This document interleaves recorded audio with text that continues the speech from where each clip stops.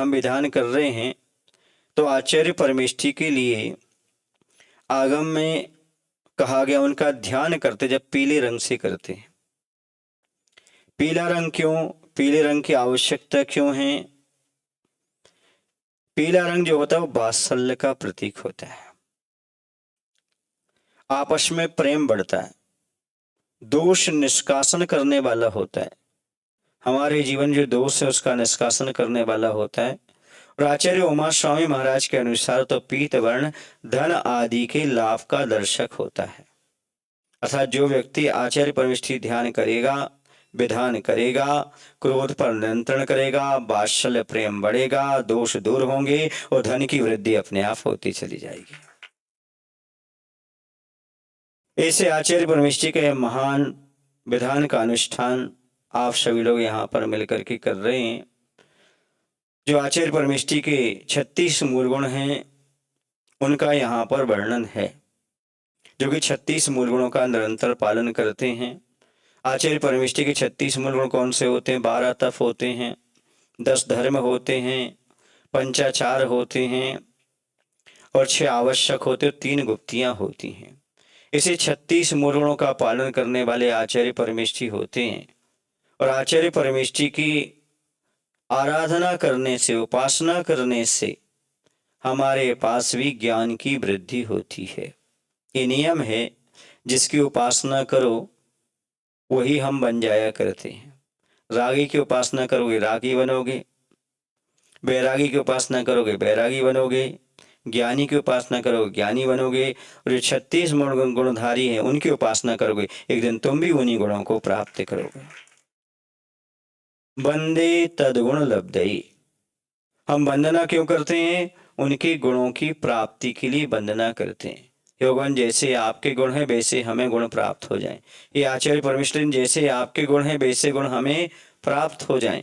आचार्य 36 विधान का यही विशेष महत्व है कि हमारे क्रोध पर नियंत्रण हो जाता है, क्योंकि ऐसे आचार्यों को याद करने से हमारा क्रोध समन को प्राप्त होता है, क्योंकि वो 10 धर्मों को पालन करने वाले हैं। और 10 धर्मों का पालन करने वालों के गुणों से प्रेम करेंगे तो वह 10 धर्म रूपी गुण हमारे अंदर भी प्रकट होंगे। निश्चित रूप से हमारा भी क्रोध कंट्रोल होगा। दूसरा, आचार्य परमेष्ठी कैसे होते हैं? सब कुछ सहन करने वाले होते, सामने वाले के प्रश्नों को सहन करने वाले होते, तो हमारे अंदर सहन शक्ति भी पैदा होगी। और गुरु महाराज सब पर वात्सल्य लुटाते हैं, सभी को मोक्ष मार्ग पर बढ़ाते हैं, तो आपके परिवार में भी वात्सल्य की वृद्धि होती चली जाएगी। इसलिए विधान करना बहुत आवश्यक है वात्सल्य को बढ़ाने के लिए। और आचार्य परमेष्ठी क्या करते हैं? शिक्षा, दीक्षा और प्रायश्चित देते हैं। शिक्षा भी देते हैं, दीक्षा भी देते हैं, और दोष लग जाए तो प्रायश्चित भी देते हैं। यदि आप अपने दोषों से मुक्त होना चाहते हो तो आचार्य 36 विधान करो, क्योंकि ये देश दोष मुक्ति का भी कारण है, द्वेष मुक्ति का भी कारण है, क्योंकि वात्सल्य बढ़ेगा, प्रेम बढ़ेगा और क्रोध कम होगा तो नियम क्षमा बढ़ेगी, और क्षमा बढ़ेगी तो नियम से जीवों के अंदर द्वेष भाव समाप्त होगा और दोष का निष्कासन होगा। इसके साथ धन आदि का लाभ होगा। धन आदि का लाभ क्यों होगा? क्योंकि हम साक्षात नमो आयरी आड़मी मंत्र का जाप कर रहे हैं, मान करके चलो, उन्हीं का स्तवन कर रहे हैं, अर्थात एक पद का हम स्तवन कर रहे हैं। और आचार्य परमेष्ठी सब कुछ देने वाले हैं। जब आचार्य परमेष्ठी की कृपा से मोक्ष लक्ष्मी प्राप्त हो सकती है तो धन लक्ष्मी कौन सी बड़ी बात है, वो तो अपने आप ही प्राप्त हो जाती है। क्योंकि मोक्ष लक्ष्मी को देने वाले कौन है? हमारे आचार्य परमेष्ठी को मोक्ष मार्ग पर लगाएंगे तो आगे चल के क्या मिलेगा? हमें मोक्ष पद प्राप्त होगा। इस पद की प्राप्ति के लिए भी हम इनकी आराधना करते हैं, विधान करते हैं, बड़ा महत्व होता है। आचार्य परमेष्ठी जो तपों का पालन करते हैं, जो उनके 12 तप होते हैं, बाहर का भी और अंतरंग का भी, बाहर से भी शरीर को तपाते और अंदर भी अपनी आत्मा को तपाते हैं। दोनों प्रकार के तपों को जो तपते हैं, जैसे बाहर के तप हैं अनशन, अमोदरी, वृत्ति परिसंख्यान, रस परित्याग, विभूत संयासन, काय क्लेश, ये बाहरी तप हैं। इनके माध्यम से वो अपने शरीर को कृश करते हैं, तपाते हैं, उससे आत्मा भी तपती है। बाहर तप करना जरूरी भी और अंतरंग तप करना भी जरूरी है। ऐसा क्यों है? अंतरंग तप कौन कौन से हैं? अंतरंग तप में कौन कौन से आते हैं, बताओ भाई। हाँ, ये सब कुछ में आ जाएंगे, अंतरंग तप में आ जाएंगे, जिसमें आपका आ जाता है प्राश्चित आ जाता है, विनय आ जाता है, भैयावृत्ति आती है, स्वाध्याय आता है, विसर्ग आता है, ध्यान आता है। समझ गए ना। ये सब कौन से तप हो जाएंगे आपके, प्राश्चित आदि, ये सब अंतरंग तप हो जाएंगे। अच्छा, दोनों तप करना क्यों जरूरी है? अंतरंग कर लेते बाह्य नहीं करते, बाह्य कर लेते अंतरंग नहीं करते। नहीं, रोटी कैसे सिकती है बताओ, कैसे सिकती है, दोनों तरफ से सिकती है, तब वो रोटी खाने योग्य होती है। बाहर इस तरफ भी तो सिकती है और उस तरफ भी सिकती है, बोलो ना भाई, तभी वो खाने योग्य होती है। ऐसे ही आत्मा को भी बाह्य तप भी करना होता है, अंतरंग पर तप होना होता है, तब जाकर के वो है मुक्ति का लाभ प्राप्त करती है। दोनों तपों की आवश्यकता पड़ती, बाह्य तप भी जरूरी है और अंतरंग तप भी जरूरी है। प्रायश्चित भी लेना, विनय भी करना, भैयावृत्ति भी, स्वाध्याय, विसर्ग भी, ध्यान भी, बाहर से भी शरीर को कृष करते हैं और अंतरंग में भी परिणामों की निर्मलता बनाने के लिए। प्रायश्चित भी तपस्या है और भैयावृत्ति भी तपस्या है। मात्र उपवास करना तपस्या ऐसा नहीं, अनशन करना तपस्या है ऐसा नहीं, ऊन उदर करना तपस्या है ऐसा नहीं, बल्कि भैयावृत्ति करना भी तपस्या में आता है, स्वाध्याय करना भी तप है। मान लो अभी आप प्रवचन सुन रहे, क्या कर रहे हैं आप, बोलो ना, स्वाध्याय परमो तप, यह भी स्वाध्याय परम तप की कोटि में आता है। ये मान के चलो, यदि साधु उपवास आदि ना करें, भैयावृत्ति करते हैं, विनय करते हैं, स्वाध्याय करते हैं, ध्यान करते हैं, ये भी बहुत बड़ी तपस्या वो अपने जीवन में अपना करके चल रहे हैं। आप ज्यादा कुछ नहीं कर सकते तो भैयावृत्ति तप रखो। उपवास करना तो आप तपस्या मानते हैं, बहुत सारे लोग मानते हैं उपवास करने को तपस्या, लेकिन भैयावृत्ति करने को लोग तपस्या नहीं मानते।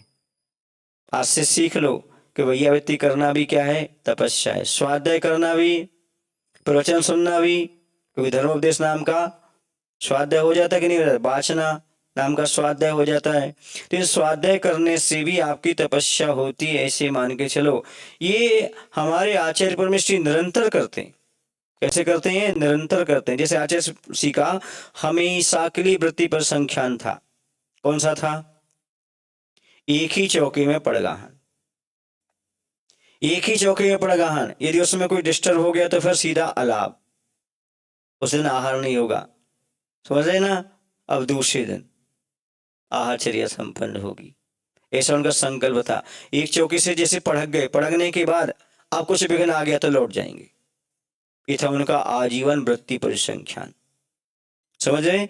ऐसा नहीं कि मान लो एक विघ्न आ गया तो दूसरे में जाके पढ़क जाओ, ऐसा नहीं, समझ रहे। ये भी संकल्प होते, भी नियम होते हैं, आचार्यों के बहुत बड़े बड़े विशेष विशेष गुण हुआ करते हैं। इसके बाद ये तपस्या की बात हुई, तब के बाद आते हैं 10 धर्म। 10 धर्म भी अपने आप में बहुत महत्वपूर्ण होते हैं। 10 धर्मों का जो निरंतर पालन करता है और जो जीव नियम से मुक्ति का लाभ प्राप्त कर लेता है। आप लोग 10 धर्मों का पालन नहीं कर सकते तो कम से कम 10 धर्मों की आराधना तो कर सकते हैं, पूजन तो कर सकते हैं। आचार्य परमेश्वर हमेशा 10 धर्मों का पालन करते हैं, क्षमा, माधव, आजव, शौच, सत, संयम, तप, त्याग, अकिंचन और ब्रह्मचर्य। आप लोग कम से कम थोड़ा क्रोध पर कंट्रोल करो, थोड़ा मान पर कंट्रोल करो, माया पर कंट्रोल करो, लोभ पर कंट्रोल करो, झूठ बोलने पर कंट्रोल करो, क्योंकि मोबाइल कंट्रोल में करोगे तो झूठ बोलना भी कंट्रोल होगा। तो सबसे ज्यादा झूठ किससे बोलते हो आप, मोबाइल पर। अभी घर से निकले नहीं और बोले हम तो निकल आए ऑफिस, और ऑफिस से अभी निकले नहीं और घर में बोलते हो हम तो रास्ते में हैं। अधिक झूठ किससे बोलते हैं आप लोग, मोबाइल से सबसे ज्यादा झूठ बोलना आपने शुरू कर दिया। मायाचारी करना, झूठ बोलना, चैटिंग करना, क्या क्या करना हो गया, समझ गए। तो कम से कम आप ज्यादा तपस्या नहीं कर सकते तो इस प्रकार के मोटे तौर पर तो आप त्याग कर सकते झूठ बोलने का। थोड़ा संयम रखो, अपनी इंद्रियों पर कंट्रोल रखो, मन पर कंट्रोल रखो, छह काय की जीवों की रक्षा करो। हम विधान क्यों कर रहे, ताकि जो आचार्य परमेश्वर गुण है वो हमारे अंदर भी आ जाए, बंदे तदगुण लब्धे। इन विधानों का पूजा का महत्व ही तो होता है। भक्ति किसका नाम है, गुणेशु अनुरागा भक्ति, यानी पूज्य पुरुषों के गुणों के प्रति अनुराग रखने का नाम भक्ति है। और उनके जो गुण हैं उनसे अनुराग क्यों रख रहे हैं हम, ताकि ये गुण हमारे लिए आगे प्राप्त हो जाएं। कम से कम हम इतना तो कर सकते हैं ना, अपनी इंद्रियों पर कंट्रोल कर सकते हैं। कैसे करके, होटल का भोजन त्याग करके, रात्रि भोजन त्याग करके, कुरकुरे छोड़ करके, मैगी छोड़ करके, और कौन से फ्रूट्स आ गए वो, जंक फूड और फास्ट फूड, इनका त्याग करके तो कम से कम आप अपने इंद्रियों को कंट्रोल में कर सकते हो। छह काय के जीवों की रक्षा के भाव अपने अंदर बना सकते हो। जैसे बने वैसे हम छह काय के जीवों की रक्षा करेंगे। बनती कोशिश भोजन पानी बनाने में आदि में सावधानी रखेंगे, चलने उठने बैठने में सावधानी करेंगे ताकि जीवों की विराधना ना हो। इसके बाद आप तपस्या भी कर सकते हो, कर्मों की निजरा के लिए 12 तप, उपवास भी कर सकते हो, एकासन आदि भी कर सकते हो। विधान करने का अर्थ अकेला ये नहीं कि हमने पढ़ करके छोड़ दिया, नहीं, जो उनके गुण हैं उनको अपने जीवन में धारण करने का भाव बनाना, ये अपने आप में महत्वपूर्ण है। इसके बाद अपने जीवन में थोड़ा सा त्याग कर सकते हो, और कल तो आपका अवसर ही आ रहा है त्याग करने का।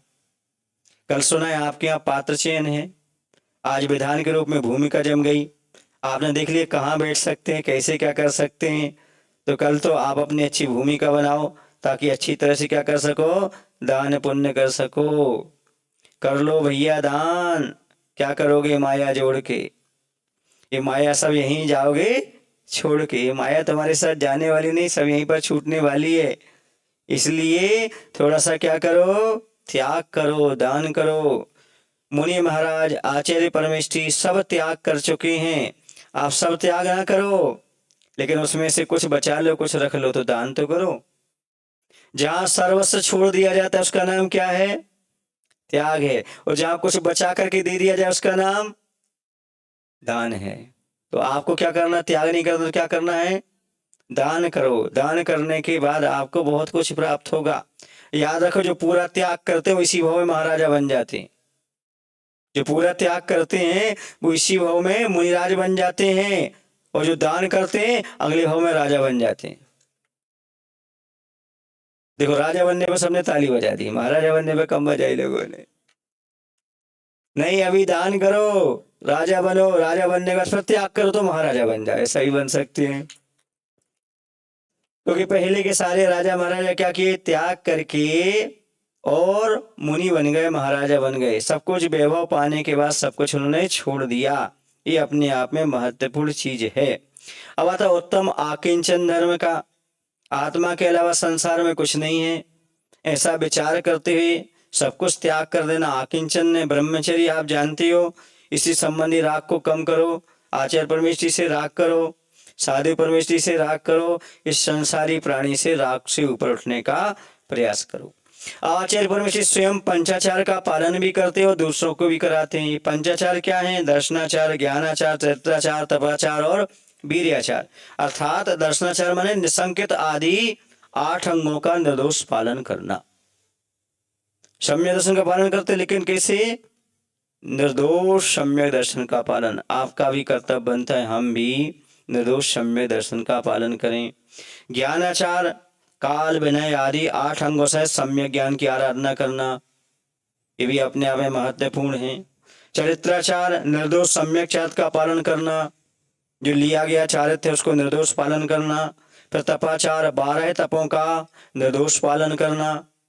फिर वीर्याचार, परिचय आदि आने पर अपनी शक्ति को न छिपाकर उत्साह पूर्वक धीरता से साधना करना, वीर्याचार। इसमें आचस्वी निष्णात थे, अच्छी तरह से इन सबका पालन करते। और परिचय सहन करने के लिए तो उनका एक अलग ही रूप था। गर्मी पड़ती थी तो कुंडलपुर जाते थे, कि कुंडलपुर में सबसे ज्यादा गर्मी पड़ती है, और बरसात या सर्दी हो तो अमरकंटक की तरफ चले जाते थे जहां पर ज्यादा सर्दी पड़ती है। इसी लिखा है ना, परिसहाद उरन देन, तो अर्थात परिसहों के लिए अपना हृदय खोल देना चाहिए। आज ऐसी परिचय सहन करने के लिए अपना हृदय खोल देते थे। वो लिखते जरूर थे, ग्रीष्म काल में आग बरसती, ग्रीष्म शिखरों पर रहते हैं। सुन रहे ना, ये ग्रीष्म शिखरों पर रहते हैं, ऐसे ग्रीष्म शिखर मतलब कुंडलपुर में रहते हैं, मैं तो ये मानता हूं। और वर्षा ऋतु में जल की धारा, मानो बाणों की वर्षा, ऐसे ही अमरकंटक जैसे स्थान पर बाणों की वर्षा जहां पर होती है, वहां पर हम लोगों ने चातुर्मास किया। 2 चातुर्मास आचार्य उनके साथ अमरकंटक में मैंने भी उनकी कृपा से वहां पर हुए। वहां की बरसात देखी, लगातार पानी गिरता रहता वहां पर टेम्परेचर 35 से ऊपर होता ही नहीं, होता है तो वर्षा शुरू हो जाती थी उस समय। तो इस प्रकार से वो तपस्या करते, परिश्रमों को सहन किया। 6 आवश्यक समता, वंदना, स्तुति, प्रतिकरण, प्रत्याख्यान, काव्यसर्ग, इनमें उन्होंने कभी अपने जीवन में ढील नहीं की, कभी कमी नहीं की, अच्छी तरह से आवश्यक का पालन करते रहे। 3 गुप्ती, मन गुप्ती, वचन गुप्ती, काय गुप्ती। मन को राग देश से हटा करके अपने बस में करना मन गुप्ती है। सुने ना, गुप्ती का अर्थ क्या होता है? जो आत्मा की रक्षा करे से उसका नाम गुप्ती है। कर्मों से आत्मा का रक्षा करे उसका नाम क्या है? गुप्ती। माने जो रक्षा करने वाली होती है। संसार के कारणों से आत्मा के गोपन या रक्षण को गुप्ती कहते हैं। मनुगुप्ती, मन को राग देश से हटाकर अपने को बस में करना। वचनों, अपने वचनों को बस में करना। काय गुप्ती, अपने शरीर को बस में करना। इस प्रकार से ये कितने मूल गुण हो गए? 36 मूल गुण। इन्हीं प्रत्येक मूल गुण का आप एक एक अर्घ्य समर्पित कर रहे हैं। इसी का नाम है आचार्य 36 विधान। जो आचार्य परमेष्टि का विधान करते हैं वो नियम से आगे चल करके अपना कल्याण करते हैं। मैं इतनी बात अवश्य कहूंगा, जिन्होंने मन वचन काय से ले लिया, जिसने मन वचन काय से रुचि ले ली इस विधान में, उसका आगे नाम आ जाएगा भगवान महावीर के संविधान में। वो आगे चल करके निश्चित रूप से कार्य करेगा। और मैं कहता हूं इस भाव में यदि आपके आचार्य भगवान के द्वारा दीक्षा नहीं हुई तो ऐसा भावना भाव अगले भाव में आचार्य भगवान के कर कमलों से आपकी दीक्षा संपन्न हो सके, उनका समोषण लगा हो, उनके समोषण में आप दीक्षा धारण कर सको, ऐसे आचार्य परमेष्ठी के मूल गुणों के रूप में आचार्य 36 आप विधान कर रहे हैं। अभी समय आपका चल रहा है, बीच में मैंने आपके लिए मूल गुणों का व्याख्यान किया जिसके माध्यम से आगे आप भी अपना कल्याण कर सकें। बोले महावीर भगवान की जय। आचार्य देव श्री विद्यासागर जी महाराज जी की जय। हे प्रभु, हम सभी को ऐसी शक्ति, ऐसी बुद्धि देने की कृपा करो ताकि हम सभी लोग अपने जीवन में आप जैसे गुणों को प्राप्त कर सकें। नमो शिवाय, नमो शिवाय, नमो शिवाय।